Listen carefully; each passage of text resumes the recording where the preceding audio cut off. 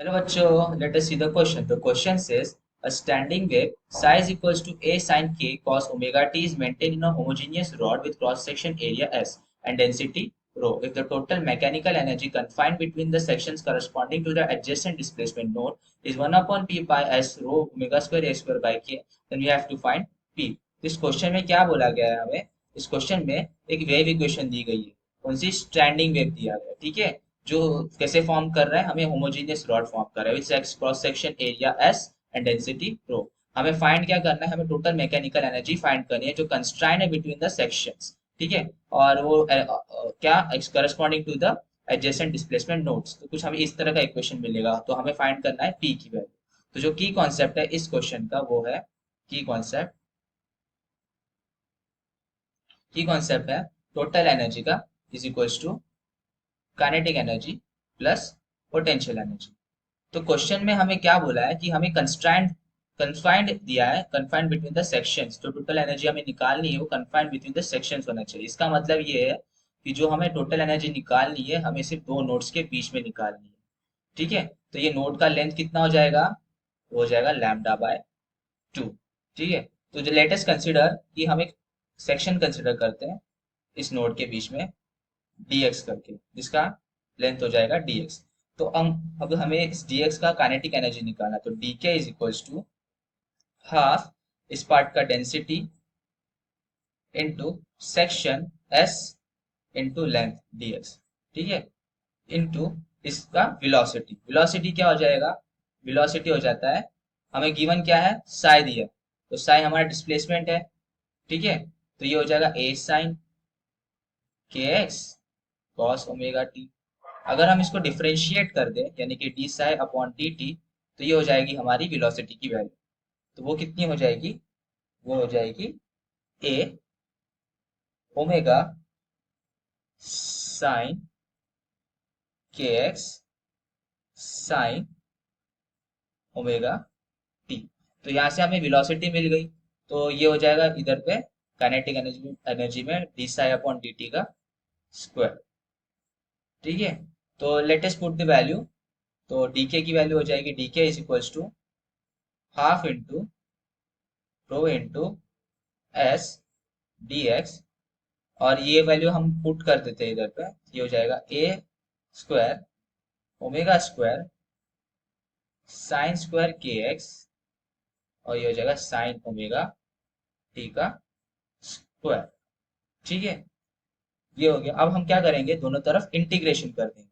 तो ये हम नेक्स्ट पेज पे करते हैं. हम करते हैं इस तरह इंटीग्रेशन. तो ये हो जाएगा d k is equals to half rho s A square omega square sine square omega T.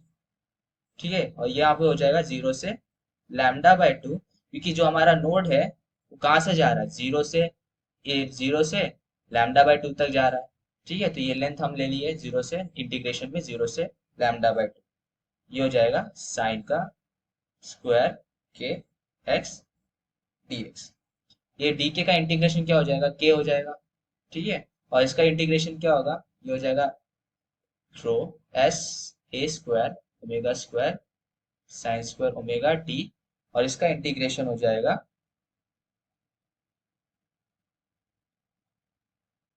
इसका इंटीग्रेशन मिल जाएगा हमें लैम्डा बाय 4. ठीक है. ये आ गया हमें. अब हम जैसे कि जानते हैं कि लैम्डा की वैल्यू क्या होती है? 2 पाई बाय के. ठीक है. तो हम इस वैल्यू को इस तरफ पुट कर देते हैं. तो के इज इक्वल टू हो जाएगा 1 rho s A square omega square sine square omega t into 2 pi by 4 k. ठीक है. तो ये टू से ये to cancel.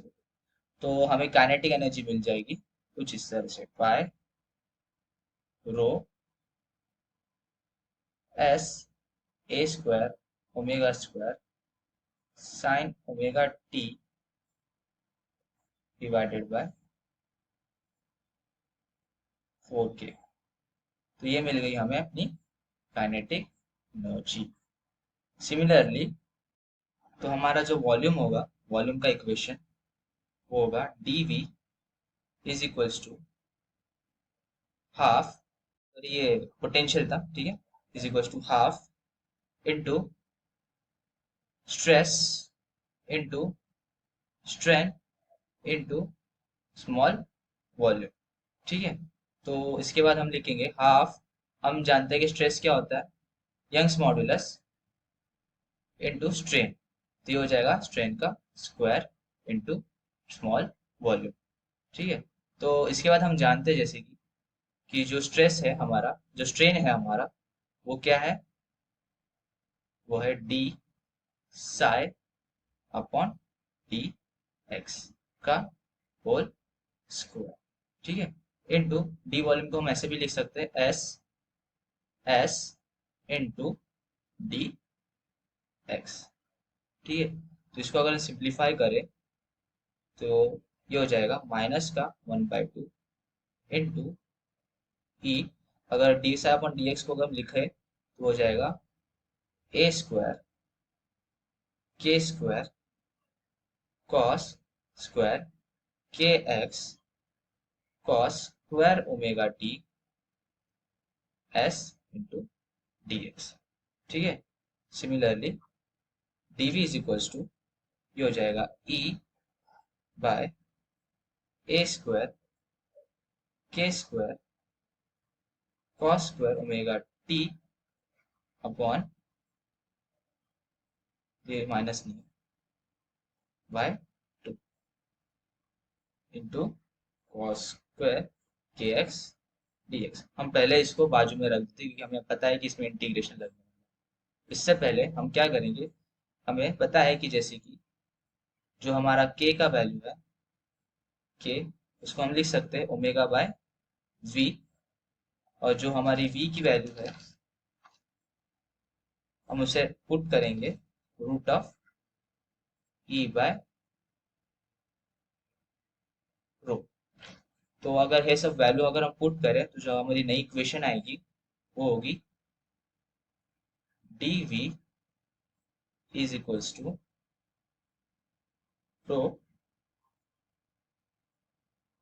Row s A square omega square cos square omega t bye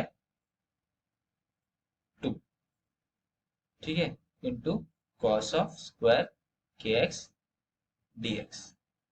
तो अगर हम दोनों तरफ इंटीग्रेट करें यहाँ से, अगर हम दोनों तरफ इंटीग्रेट करें, और इसकी इंटीग्रेशन की लिमिट कहाँ से कहाँ तक होगी, 0 से लैम्डा बाय 2, ठीक है।